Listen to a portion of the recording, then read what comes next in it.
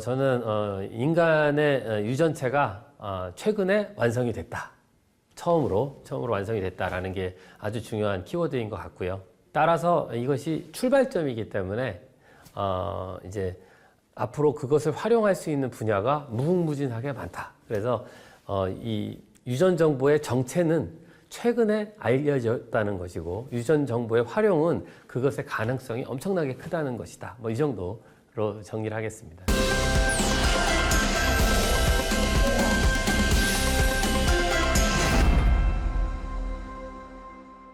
예, 저는 서강대학교 화학과의 조규봉 교수입니다.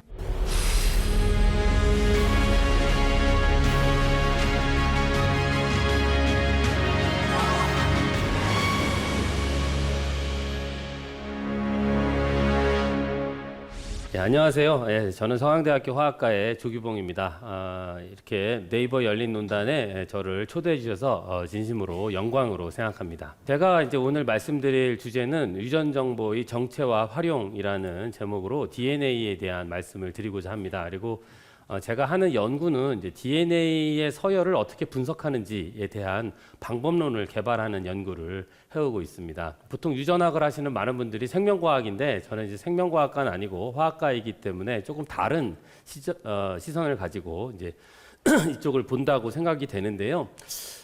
제가 DNA와 관련된 연구를 한 25년 정도 해왔기 때문에 제가 아는 범위에서 내용을 말씀드리고자 합니다. DNA를 말씀드리기에 앞서서 먼저 유전자라는 말을 이제 소개하려고 하는데요. 모두 다 아시겠지만 유전자는 영어로 진이고요. 일본 사람들은 유전자라고 한자로 저렇게 쓰는데 아마도 우리가 쓰는 유전자라는 말은 저 말에서 오지 않았나 싶습니다. 재미있는 것은 중국 사람들은 기인이라고 씁니다. 근데 사실 진의 원래 의미를 생각해 보면 기인도 상당히 번역을 잘했다 뭐 이런 생각이 듭니다. 19세기까지는 사람들이 유전자가 피에 있다고 생각을 했습니다. 그래서 우리가 핏줄 이런 표현도 쓰고요. 혈연관계 뭐 이런 말도 쓰고 피를 나는 형제다. 그리고 영어로 말을 할 때도 blood brothers 이런 표현도 쓰고 저는 이제 피는 물보다 진하다 이런 속담이 있잖아요. 근데 그 속담이 영국 속담이라고 하더라고요. 그래서 이게 서양 사람들도 피에 모든 게 있다라고 이제 생각을 했구나라고 알게 되었습니다. 그리고 우리가 그건 이제 많이 느끼죠. 그런데 이제 19세기에 와서 이제 새로운 이제 학문 분야가 시작이 되게 됩니다. 모두 다 아시는 다윈의 종의기원이 1859년도에 나왔고요. 멘델의 유전 법칙이 1866년에 이제 발표가 됩니다. 특히 이제 멘델 같은 경우에는 사람들이 별로 관심을 가지고 있지 않다가 1900년, 다시 말해서 20세기가 시작을 하면서 이제 멘델에 대한 연구가 시작이 되게 되고 사람들이 진이라고 하는 단어를 만든 거는 1909년도입니다. 진은 그리스어의 게노스에서부터 왔다고 하고 우리가 뭐 지네시스니 뭐 이런 데서 많이 쓰는 말이기도 합니다. 그리고 이제 그 진이 어디에 있느냐 앞에서 우리가 피에 있다고 생각을 했었는데 피에 있지 않고 염색체에 있다는 것을 토마스 몰건이라고 콜롬비아에 있던 교수님이 초파리 실험을 통해서 밝혀내게 되고요.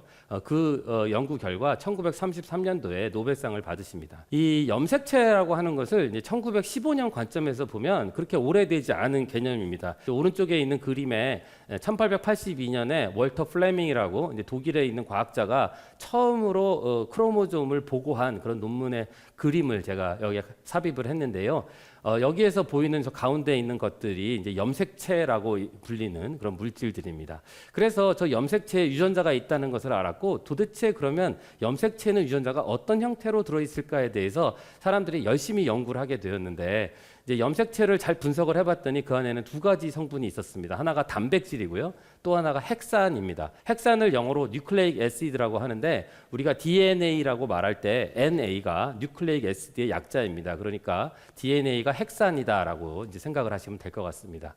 이 몰건이라고 하는 분이 이제 이 염색체 우리 크로모솜이라고 부르는 염색체가 DNA 정보를 가지고 있다는 것을 1915년에 알게 됐고요. 크로모솜은 크게 이제 DNA와 단백질로 구성이 되어져 있는데 그 중에서 어떤 성분이 진짜로 유전 정보를 가지고 있을까에 대한 연구가 이제 진행이 되다가 1944년도에 와서 에이버리라고 하는 사람이 DNA가 유전 정보를 가지고 있구나라는 것을 알게 되었습니다. 46개의 일반적인 세포를 가지고 하는 염색체 분석은 2023년 10월 달에 완성이 됩니다. 이게 중국에서 처음으로 되는데 이제 절강성에 있던 한 그룹에서 이것을 완성을 합니다. 그룹은 아니고 뭐 지놈 센터니까 꽤 많은 사람들이 모여서 하게 됐고요. 2024년 현재의 시점으로 봤을 때 46개의 염색체를 완전히 해석한 것은 딱 하나의 샘플이 존재한다고 말씀드릴 수 있습니다. 사람들이 이제 이런 거를 막 하고 앞에서 제가 얘기했던 텔로미어 투 텔로미어 컨소시엄을 했던 사람들이 이제 그것을 가지고 어떤 레퍼런스를 만들려고 했는데 레퍼런스를 만들다 보니까 좀 문제점이 있어서 이제 새로운 개념을 만들었습니다. T2T 사업단은 이제 텔로미어 투 텔로미어 컨소시엄을 줄여서 우리가 이제 부르는 이름인데요. 최근에 와서 이제 처음부터 끝까지를 다 읽어내는 방법의 새로운 기술들이 이제 도입이 되면서 전체를 거의 완벽한 정도에 가깝게 읽어내는 것이 가능해졌습니다. 이제 그러고 나서 사람의 어떤 레퍼런스를 잡아야 된다라는 생각을 했는데 어떻게 레퍼런스를 잡을까 하다가 팬지놈이라고 하는 새로운 개념을 이제 만들게 되었고요. 팬지놈의 가장 중요한 개념은 어떤 하나의 서열이 아니라 사람들이 가질 수 있는 다양한 어떤 변이를 모두 다 표현할 수 있는 그래프 형태의 참조 서열을 만들자라고 하는 것이 이제 지금의 주제이고 최근에 나온 데이터가 이제 47명의 데이터를 합쳐서 만든 겁니다. 그리고 그것을 점점 늘려나가서 궁극적으로는 이제 80억의 전 세계 인구를 모두 다 대표할 수 있는 레퍼런스 지놈을 만들고자 노력을 하고 있는 것으로 알고 있습니다. 그 단어가 이제 팬지놈인데요. 그래서 네이처 표지로 휴먼 팬지놈 이런 표현을 쓰고 있는데 우리말로는 뭐라고 하냐 그랬더니 이제 앞에다 범자를 붙여서 범유전체 이런 말을 쓰고 있습니다. 그런데 이게 범자를 한문으로 읽으면은 판이더라고요. 그래서 아마 중국 사람들이 발음이 비슷하니까 판하고 판하고 발음이 비슷해서 아마 범자를 붙인 게 아닌가 이런 생각이 들고 우리말로는 범유전체가 무슨 뜻이지? 뭐 이런 생각이 이제 좀 듭니다. 그런데 판지놈을 이제 좀 개념적으로 설명하자면 뭐 이런 겁니다. 여기 있는 분들이 사람들이 다 서로 다른 DNA를 가지고 있는데 우리가 공통적으로 가지고 있는 코어 부분이 분명히 있을 겁니다. 그래서 코어는 우리가 레퍼런스에서 야 얘는 코어다, 얘는 바뀌면 사람이 아니다라고 말을 할 수 있겠지만 다른 부분은 다 다른데 그것을 어떻게 누구를 레퍼런스로 잡지? 라는 것에 대한 고민이 있었고요. 예전에는 이렇게 서열을 하나 정한 다음에 뭔가 다른 점이 나오면 이거는 뭐 좀 다른 거야 라고 표현을 했는데 그러지 않고 이 밑에 것처럼 서로가 막 다른데 다른 거를 모두 다 표현할 수 있는 하나의 그래프를 만들어서 그걸 레퍼런스로 쓰자라고 사람들이 생각을 한 것이 판지놈의 개념이고요. 이 사람들이 낸 논문의 제목이 드래프트 휴먼 판지놈 레퍼런스입니다. 드래프트 시퀀스라는 말을 잠깐 했었는데 이제 그 드래프트 시퀀스라고 사람들이 부르면서부터 그 다음부터 드래프트라는 말을 여기저기서 굉장히 많이 쓰고 있습니다. 근데 이 경우에는 드래프트라는 말이 적절한 것 같습니다. 왜냐하면 이 사람들이 사용한 사람의 샘플이 47개밖에 되지 않기 때문에 뭐 모두를 80억의 모든 사람을 대표하는 건 아니니까 드래프트라고 하는 게 적절하다고 생각이 됩니다. 이제 여태까지 설명드린 그런 어떤 DNA 서열을 밝혀내는 이제 그런 여러 가지 것들이 있었는데요. 그것이 일어나게 되는 것이 가능했던 것은 그 뒤에 있던 엄청난 혁명적인 기술의 진보 덕분입니다. 아까 제가 잠깐 말씀드렸던 2001년으로 돌아가서 이제 클린턴 대통령이 나와서 발표할 때 휴먼 지놈을 읽는데 필요한 비용이 1억 달러, 지금으로 말하면 1,300억 정도가 필요합니다. 한 사람 데이터를 읽는데. 그러니까 현실적으로 사실 불가능한 액수인 거죠. 그 액수가 10배씩 지금 떨어지는 것을 여기서 보여주고 있는데요. 떨어지는 게 원래 무어의 법칙에 따라서 떨어지다가 이게 1세대 어플라이드 바이오 시스템의 시스템일 때 그렇다가 이제 2세대 차세대 서열 분석법이 나오면서 굉장히 빠른 속도로 떨어집니다. 그래서 처음에는 이제 454라는 게 나와서 한번 떨어지고 일루미나가 나오고 아이언 토론트가 나오고 그 다음에 이제 이 새로운 방법이 일루미나에서 다시 한번 나오면서 뚝 떨어지게 되는데 이 2015년이 사실 굉장히 중요한 해입니다. 왜냐하면 2015년에 어떤 일이 있었냐면 알파고가 이세돌을 이기는 그런 일이 있었죠.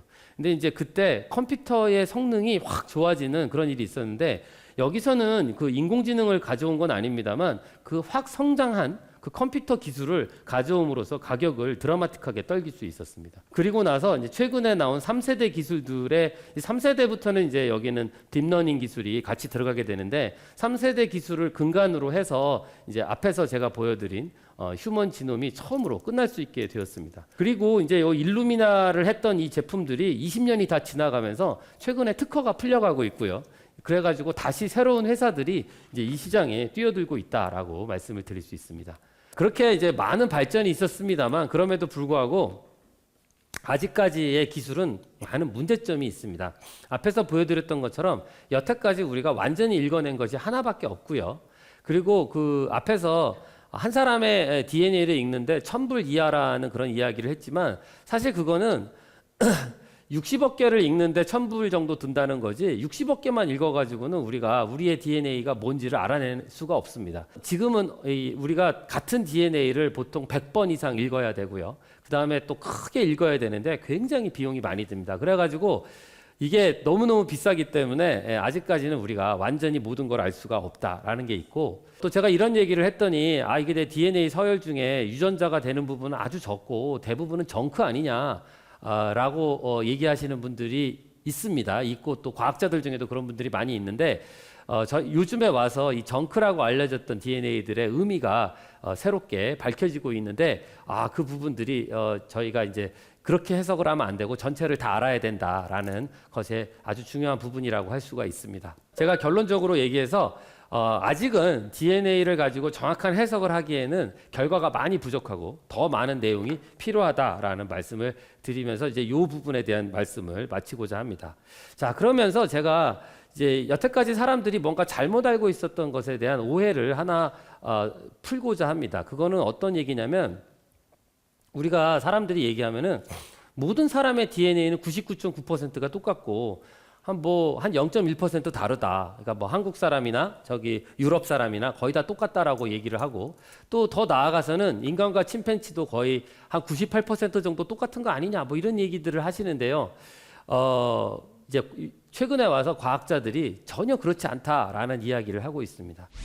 유전체가 진짜로 다 밝혀지고 나서 보니까 그거보다 훨씬 더 많은 차이점이 있는 것을 알게 되었습니다. 그래서 특히 이제 Y 염색체 같은 경우에 이제 최근에 나온 논문에서 가장 작은 Y 염색체와 가장 큰 Y 염색체가 거의 2배 정도 길이가 다른 것을 저희가 확인을 하였는데요. 길이가 다르면 뭐 염색체, 그러니까 거기에 있는 그 염기 서열은 뭐 말할 것도 없이 다른 거죠. 또 이제 염색체 1번이 2개가 있죠. 하나는 아버지가 준 게, 하나 엄마가 준 게 있는데 그 2개가 여태까지는 사람들이 같다고 생각을 했는데 최근에 이제 그걸 정확하게 분석을 해서 보니까 한 4% 정도 다른 것을 지금 확인을 하였습니다. 그러면 한 사람 안에 있는 1번 염색체가 4%가 길이가 다른데 시퀀스는 말할 것도 없고요. 길이가 4%가 다른데 인류의 DNA가 99.9%라고 말하는 것은 말이 되지 않습니다. 이거는 사람들이 과학적인 사실을 가지고 인류가 평등하다는 이야기를 하려고 약간 과장을 한 이야기가 아닌가 이렇게 생각을 합니다. 유전자 치료와 관련해서도 제가 이제 이 슬라이드를 준비하던 그 시점에 아주 정말 대단한 뉴스가 나와서 제가 이제 여기에 넣게 되었는데요. 이 아이가 이제 이게 2024년 5월 9일 뉴스인데요. 청각 장애를 가지고 있다라고 합니다. 그래서 엄마가 불러도 이제 얘가 듣지를 못해서 병원에 가봤더니 이 그림에 있는 것처럼 이렇게 약간 이상한 형태의 이 헤어셀을 가지고 있어서 이제 듣지를 못하는 겁니다. 그래서 DNA를 바이러스에다 집어넣어서 주사기로 이 안에다 넣어 주었습니다. 그랬더니 이 안에 있던 요게 이렇게 바뀌었고요. 그래서 그 다음에 이제 엄마가 불렀더니 얘가 뒤를 돌아보더라라는 것이 이제 5월 9일 날 나왔던 뉴스였는데 정말 유전자 치료가 갖는 엄청난 그런 힘을 볼 수 있지 않았나 이런 생각을 합니다. 또 한 가지 이제 아마 모든 사람들이 잘 알고 있는 것이 유전자 가위가 아닌가 이런 생각이 되는데요.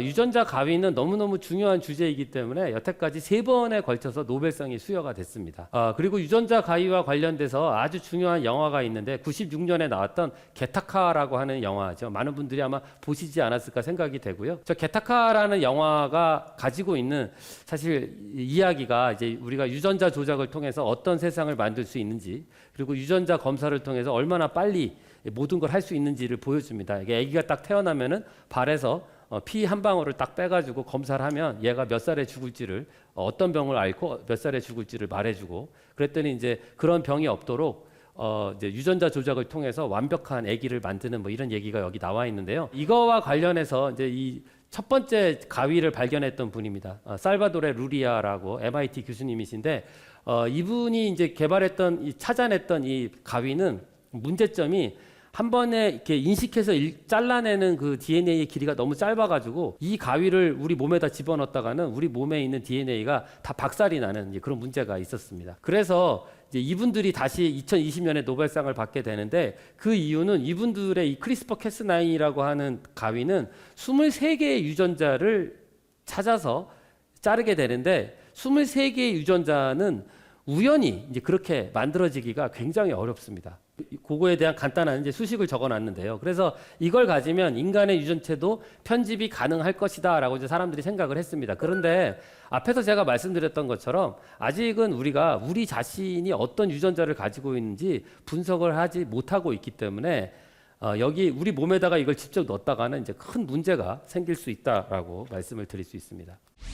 아직까지는 우리가 우리 자신의 DNA 서열을 정확하게 모릅니다. 근데 모르는데 가위를 갖다 집어넣게 되면은 걔가 어디를 자를지 알 수가 없는 이제 문제점이 있고요. 또 하나는 유전자 가위가 아직 정확한 위치를 찾아서 정확하게 딱 잘라줘야 되는데 이제 그렇지 못하는 문제가 있어서 거기서 생겨나는 다양한 부작용이 어떤 식으로 일어날지에 대해서 이제 우리가 확신을 가지고 있지 못하기 때문에 이제 지금은 그 기술이 계속해서 발전하고 있고 뭐 한 100년 이내에는 가능하지 않을까 생각합니다만 지금은 아직은 사람한테 적용하는 데는 이제 문제가 있지 않나 이런 생각을 하고 있습니다. 그러면 이 유전자 가위를 가지고 지금은 뭘 하고 있느냐라고 한다면 이런 쥐를 만드는데요. 특히 쥐가 우리한테 큰 관심이 있는 이유가 우리가 당뇨병, 뭐 비만, 유전병 이런 거를 분석할 때 사람을 대상으로 하지 않고 일반적으로 쥐를 가지고 하는데 쥐는 사람의 유전자가 없기 때문에 또는 당뇨병 유전자가 없기 때문에 그 유전자를 그 안에다 넣어 주어야 합니다. 근데 이제 그런 걸 할 때 앞에서 보여드렸던 유전자 가위를 이용하게 되면 훨씬 더 효과적입니다. 이 분야를 연구하는 이제 한 교수님의 표현을 빌리자면 예전에는 저런 특성을 가진 쥐를 만들려면 100만 마리를 만들면 그 중에 한 마리 정도가 그 효율을 그런 특성을 가지고 있었는데 지금은 한 1000마리를 만들면 그 중에 한 마리 정도가 이제 그런 특성을 가지고 있다고 합니다. 그래서 그 쥐를 가지고 우리가 연구를 하는데 사용을 하고 있고요. 또 하나는 이제 식물을 바꾸어서 작물의 유전자 변형을 하는 데에도 활발하게 사용을 하고 있습니다. 그런데 이제 이것이 사람은 안 되는데 이게 이런 그 동물과 식물에서는 가능한 게 만약 실패하면 그냥 버리면 되니까 우리가 그것을 꼭 살려야 되는 게 아니기 때문에 가능한데 사람은 그게 문제가 생기면 큰 문제가 되니까 할 수가 없다라고 말씀을 드릴 수 있습니다. 제가 이제 뭐 여러 가지 학문적인 이야기를 많이 했는데요. 이제 그 플러스 제가 한 25년 정도 이 공부를 하다가 DNA가 물질이 아니고 정보다라는 생각을 하게 돼서 이제 그것을 이 슬라이드에서 말씀을 드리고자 합니다. 이건 제가 자전거를 타다가 이제 서강대교에서 한강을 이렇게 찍은 사진인데요. 너무 예쁜 사진인데 제가 이 한강을 보다가 무슨 생각이 들었냐면 한강물은 계속 흐르기 때문에 제가 아마 찍을 때 있던 한강물에 있던 한강에 있던 한강물 분자는 지금은 다 서해바다로 빠져나가서 없어졌을 겁니다.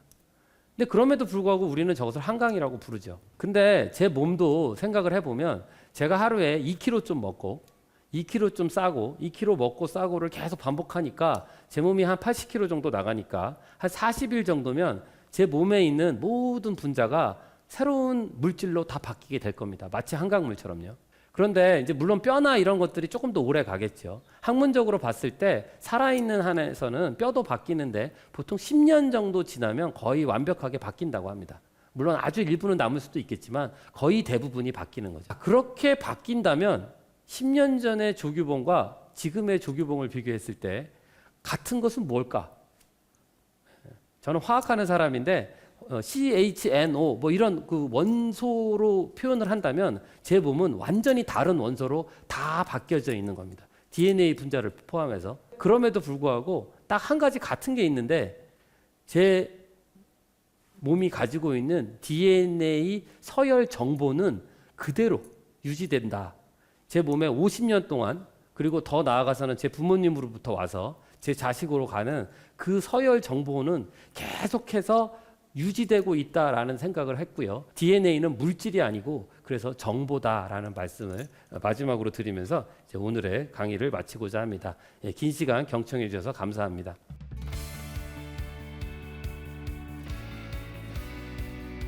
유발 하라리가 쓴 사피엔스가 이제 상당히 재밌게 읽었고, 제가 이제 그 책을 읽으면서 되게 놀랬던 것은 이제 제가 오늘 뭐 얘기했던 그 네안데르탈인의 유전체 스반테 페보 교수님의 그 논문들을 그 사피엔스 책에서 정리를 해놨는데 제가 원문을 읽었던 것보다 정리를 더 잘 해놨더라고요. 그래서 너무 재밌다 이런 생각을 했는데, 근데 이제 요즘에 보면 이제 책은 약간 시간 텀이 있기 때문에 이제 사피엔스도 나온 지가 이제 꽤 됐죠. 그래서 그거보다는 저는 이제 유튜브를 많이 추천을 드립니다. 미국의 HHMI라고 하는 하워드 휴드 메디컬 인스티튜트라는 곳이 있는데, 거기가 이제 미국에서 이제 여러 가지를 하는데, 미국에서 아주 잘 나가시는 교수님들, 특히 바이오메디칼 분야에서 잘 나가시는 교수님들을 연구비부터 시작해서 많은 거를 이제 챙겨주는 그런 기관인데요.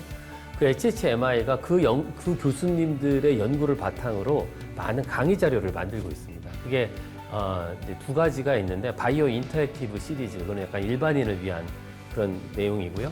또 하나가 아이바이올로지, 이거는 상당히 전문적인 내용인데, 그 두 가지에 나오는 내용이 아마 웬만한 책보다는 훨씬 더 어드밴스드한 내용들이 들어가 있는 그런 최첨단 내용이 아닌가 이렇게 생각이 되고요. 그거 말고도 많은 분들이 많이 보시는 이제 테드 컨퍼런스 중에서 이렇게 과학자들이 나와서 이제 이야기를 하면은 이제 그것도 볼 수가 있고, 그냥 키워드만 쳐도 이제 관련된 내용들이 많이 뜨죠. 또 유튜브의 장점은 그 밑에 한글 자막이 떠서 외국 분들이 하더라도 크게 어렵지 않게 볼 수 있지 않나 이런 생각을 합니다.